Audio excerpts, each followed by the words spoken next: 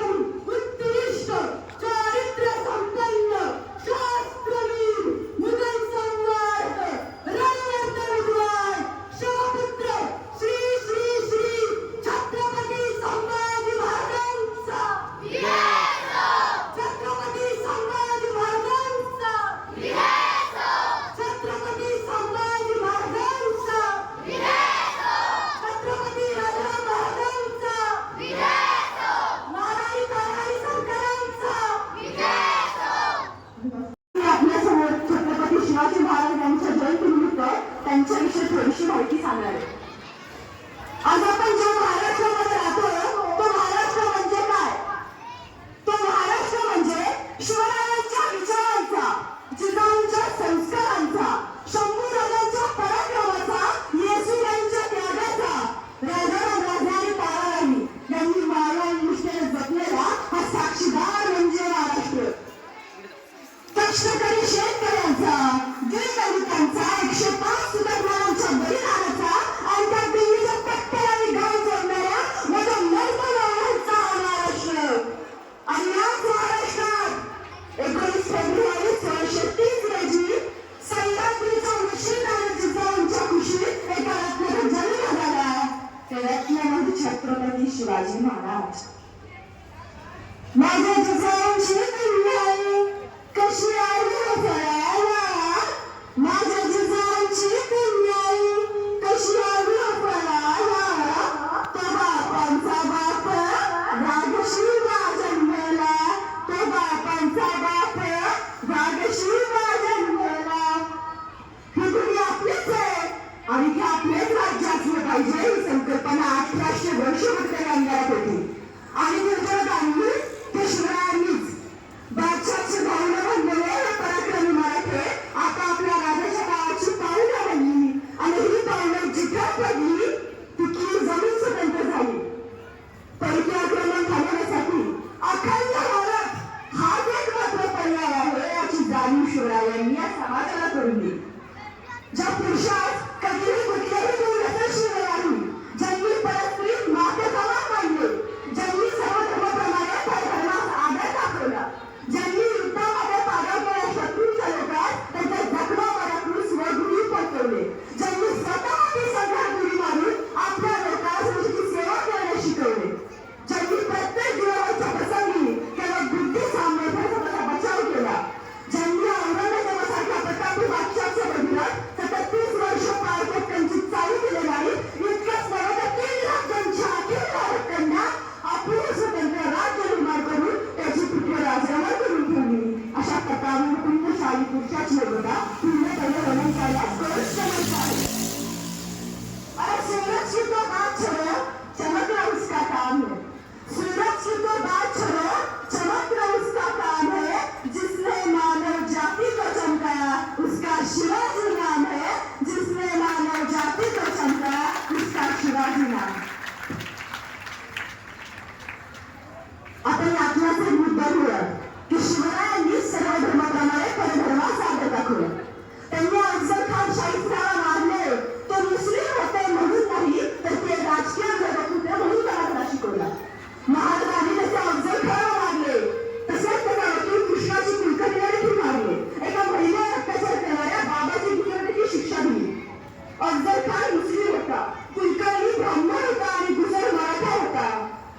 साक्ष होते की शिवरायांची तलवार ही कोणत्याच धर्माविरुद्ध होती तर सज्जनांचं रक्षण आणि दुर्जनांचा मायना यासाठी शिवरायांची तलवार ही लढत होती. महाकवी वामनदादा कवडक यांच्या छत्रपती शिवरायांवरती 18 पगड जाती असतात ही प्रतिभा कागदातून मांडली. ते म्हणतात की शिवरायांच्या छायेखाली कधीच नव्हती रान, आनंदाने नांदत होते 18 पगड जाती असतात. काळ्या रात्री चौपट होतं जिच्या रूपातून अशी देखणी होती एका मुसलमानाची सून. त्या तरुणीला आई म्हणला राजा तो शिरवा. आनंदाने नांदत होते 18 पगड जाती असतात. त्याशिवाय त्या चरणी झुकले सदैव माझ्याशी अशा घराच्या पुतळ्यापाशी अजूनच विद्यमान. आनंदाने नांदत होते 18 पगड जाती असतात. वामनवाणी शिवरायाला कर्तव्य बंधन मला लावलं त्या प्राणी धर्माचे बंधन. असाच माझा शिवबा होता माणुसकीची खाट. आनंदाने नांदत होते 18 पगड जाती असतात. शिवाजी महाराज धार्मिक होते परंतु धर्मांध होते. ते श्रद्धाळू होते परंतु अंधश्रद्धाळू होते. ते स्वाभिमानी होते परंतु अहंकारी नव्हते. त्यांना आपल्या लोकशाही परंपरेचा अभिमान होता परंतु अनिष्ट परंपरेने अन्याय केला नाही. ते शूर पराक्रमी होते तसेच ते संभाळू सुद्धा होते. त्यांच्या राज्यात धार्मिक स्वातंत्र्य होते परंतु त्यांनी कोणाचे घरबांध खपवून घेतला नाही. शिवाजी महाराजांनी प्रधर्माचा दाखवला तसेच त्यांनी परस्त्री स्वादी सामान मांडले. त्यांनी शत्रूंच्या स्त्रियांना देखील अभय दिले. राजकीय बदलात कोणत्याही म्हणतेची विटंबना होणार नाही याची काळजी घेतली. शिवरायांच्या राज्यात स्त्रियांना 100% संरक्षण होते. आज आपण शिवसंस्कृती शिकायला हवी. सिंहाची ताक गरुडाची नजर, सिंहाची ताक गरुडाची नजर, स्त्रियांचा आदर शत्रूचं मजर, असेच असावे मावळ्यांचे वर्तन ही छत्रपती शिवरायांची शिकवण.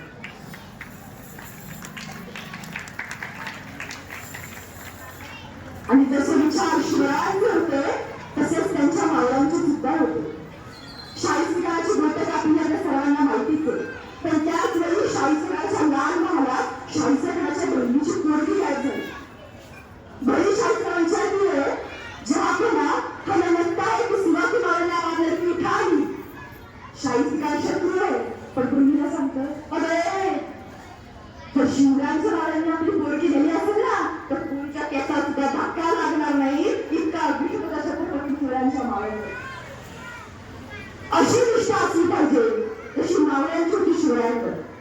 छत्रपती शिवरायांचा एक मावळा नुसता तिथे दोन्ही हात गेले त्यामुळे त्याला घरी थांबावं लागलं. मावळ्या घरी बसला करतात राजा भेटायला आले. राजा भेटायला आले बघताच मावळ्याच्या डोळ्यात पाणी आलं. मावळ्याला सगळ्याला लागला.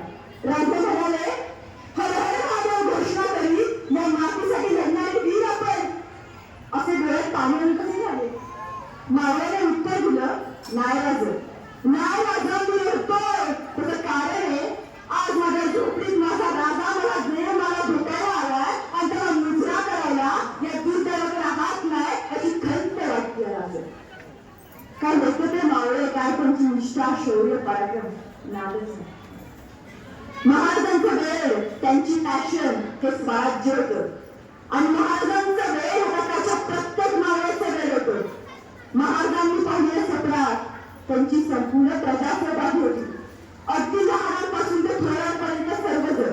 आणि हीच प्रजा महाराजांच्या मृत्यूनंतरही 1680 1707 तब्बल 27 वर्ष महाराजांच्या स्वप्नासाठी लढली.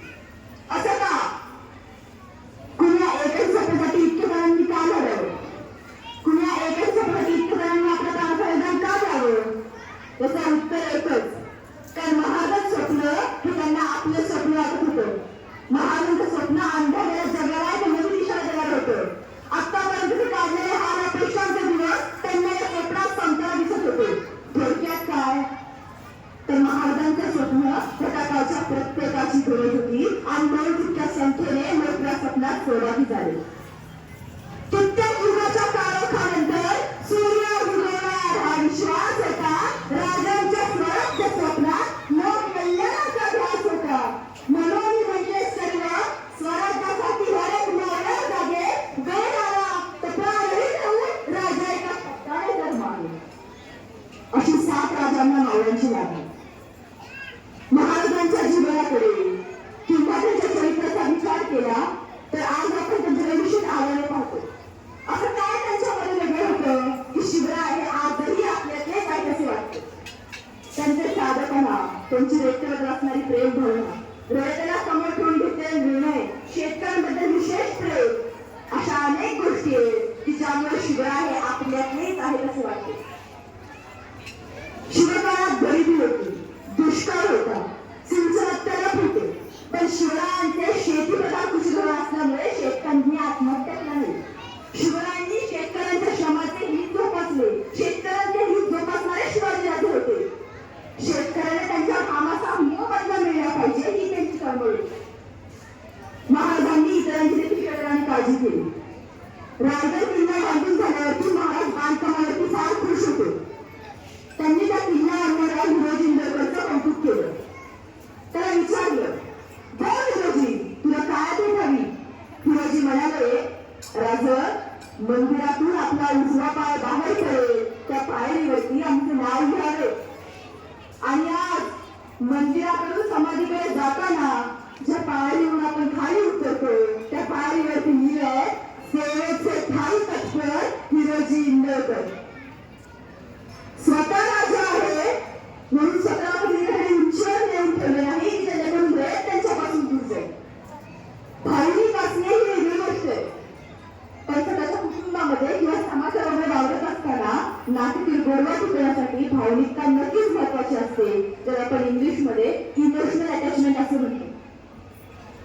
शिवरायांनी रयतेबरोबर जी भावनिका जपली ती त्यांच्या आधी फक्त आऊसाहेबांना आणि त्यांच्यानंतर फक्त शंभू महाराजांनाच जमली. छत्रपती संभाजी महाराजांनी भुजभूषण हा ग्रंथ लिहिला.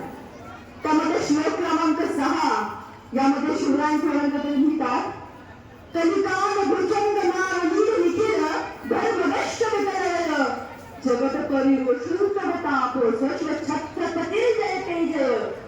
याचा अर्थ असा, त्या कलिकेच्या भुजंगामुळे अखिल धर्माची ही समाजाची अवस्था बघून दुःखी झालेले स्वामी म्हणून जगताचे ताप हरण करण्यासाठी अवतरल्या छत्रपतींचा जय जयकार असो.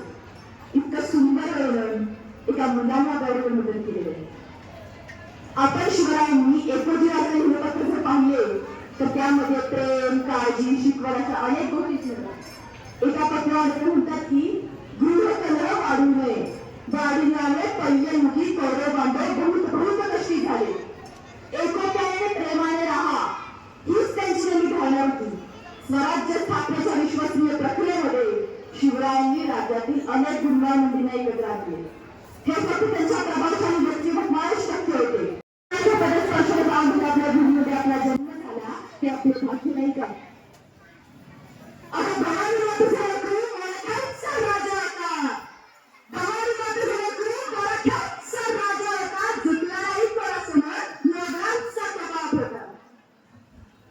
जे माणूस तुमच्या बरोबर आपुलकीने प्रेमाने वागतो तोच माणूस तुम्हाला आपलासा वाटतो. हे शिवरायांच्या बाबतीत आहे आणि म्हणूनच करायचे करतात आणि आजही ते आपलेच वाटतात. 34 एप्रिल 1680 रोजी स्वराज्याचा सूर्य मावळला. पण हा इतिहास इथेच थांबला नाही, तर यानंतर सुद्धा छत्रपती संभाजी महाराजांनी, छत्रपती राजाराम महाराजांनी आणि छत्रपती महाराणी ताराराणींनी अगदी तसंच स्वराज्य सांभाळलं जसं शिवरायांनी सांभाळलं. सिंहाचा जबराचा गाजून हात मोजतो बदाम शंभू राजा, रुद्राचा अवतार म्हणजे शंभू राजा, जिजाऊंचे संस्कार म्हणजे शंभू राजा, शिवरायांची लखलखती तळपती तलवार म्हणजे शंभू राजा, विषयलेल्या रक्ताचा दगदगता अंगार म्हणजे शंभू राजा, मराठ्यांचं उसळलेलं रक्त म्हणजे शंभू राजा.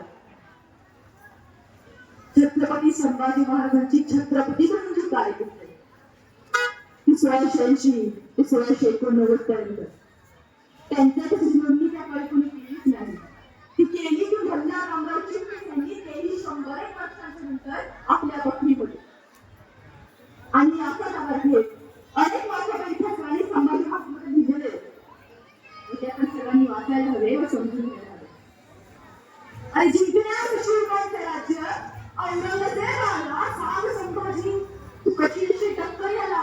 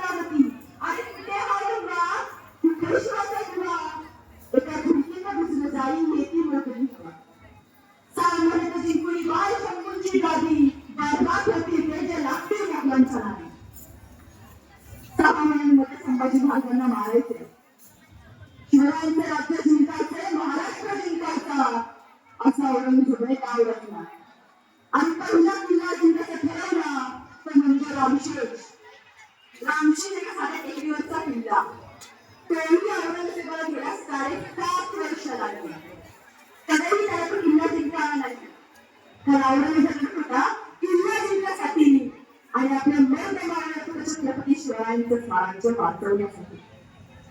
आणि मृत्यू झाली मायाचा जगण्याचा कामा मुजऱ्या छातीचा असा एकमेव छावा. देश धर्म पर मिटने वाला शेर शिवा का छावा था. महापराक्रमी परम प्रतापी एक ही शंभू राजा था. तेजपुत्र तेजस्वी आंखें निकल गई पर झुका नहीं. दृष्टि गई पर राष्ट्र टिका. दिव्य स्वप्न को मिटा नहीं. दोनों पैर में शंभू के दरिया मार्ग से हटा नहीं. हाथ कटे तो क्या हुआ. सत्कर्म कभी झुका नहीं. जिब्बा कटी खून बहाया. कर्म का सौदा किया नहीं. शिवाजी का बेटा था वो. गलत राह पर चला नहीं. वर्ष 320 गए तो शंभू के बलिदान को कौन जीता कौन हारा पूछ लो संसार को. कोटि कोटि कंठों में तेरा आज जय जयकार है. अमर शंभू तो अमर हो गया तेरी जय जयकार है. मातृभूमि की जीवन कमल पर जीवन पुष्प चढ़ाया था. दुनिया दुनिया में कोई जैसा शंभू राजा था जैसा शंभू राजा. खरं तर आत्ताच्या जीवनशैलीमुळे आपण आपल्या परिवाराचा व आपला विचार करतो. बरोबर करायलाच हवा. परंतु ज्या ज्या महापुरुषांनी या सर्वांसाठी आपल्या प्राणांची आहुती दिली त्यांचा इतिहास मात्र कुठेतरी अंधारात हरवून चाललाय असे मला वाटते. आणि असाच इतिहास जो अंधारात हरवून गेल्यासारखा वाटतोय ते मग छत्रपती राजाराम महाराज आणि महाराणी ताराराणी झाले. छत्रपती राजाराम महाराजांनी अगदी आपल्या शेवटच्या श्वासापर्यंत स्वराज्यावर राखले व ताराराणी यांनी देखील औरंगजेबाची या स्वाधीन प्रकार हृदयपदाची करी दिली. शिवरायांसारखा मानववृत्ती देव होता म्हणून आपल्या घरातले देव किती शकतो. शिवरायांच्या घरातील प्रत्येक व्यक्तीला न्याय देणे हे आपले कर्तव्य असे मला वाटते. त्यांचे बलिदान त्यांची स्वराज्याप्रती असलेले तीर्थता ही मराठी माणसाची मनात अजन्म आहे.